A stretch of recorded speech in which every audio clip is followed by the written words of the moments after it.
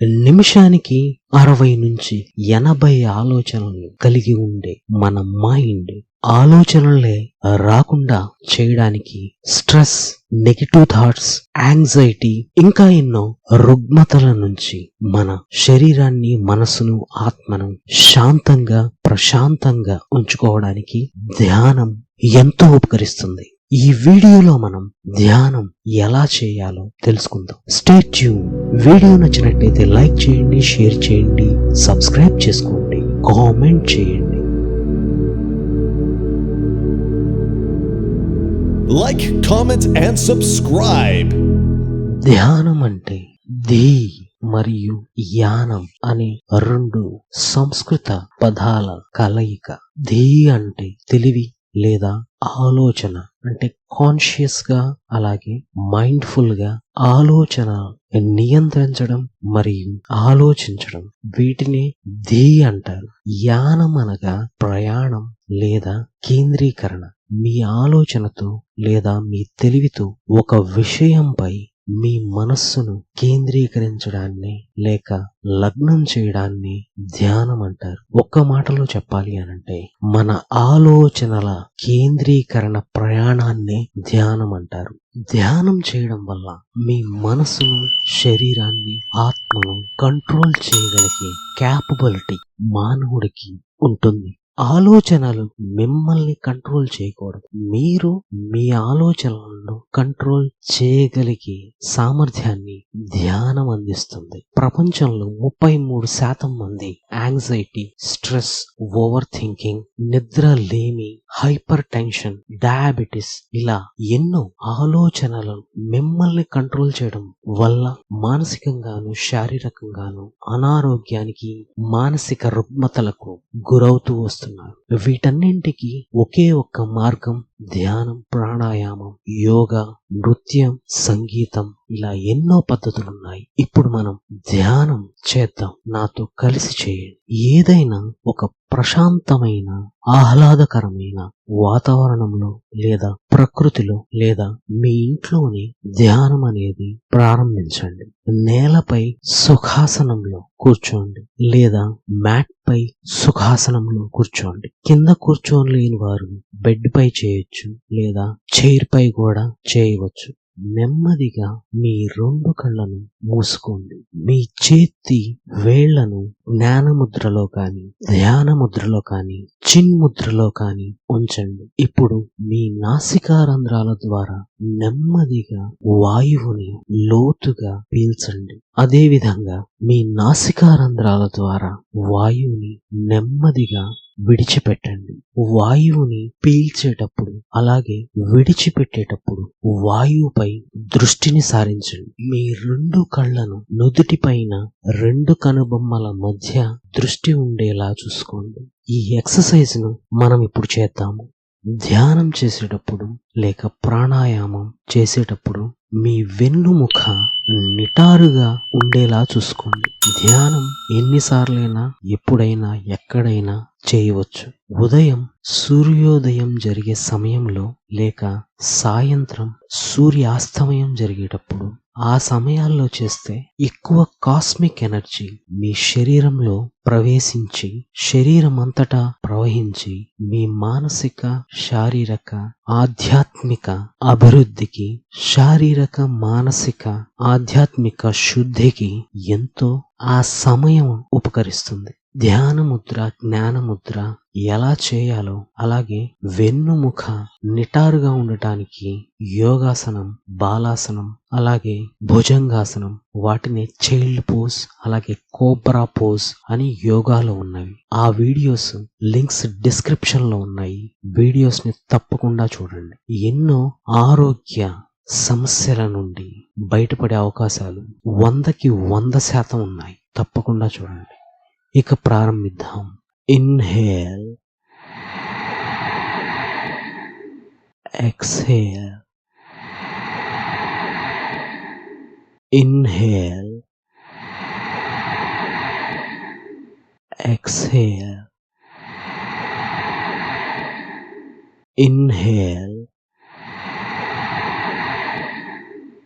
Exhale,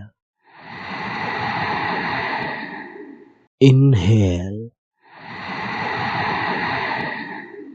exhale, inhale, exhale, inhale, exhale, inhale, exhale, inhale,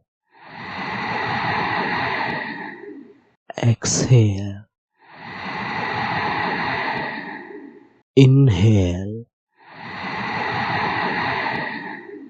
exhale, inhale, exhale.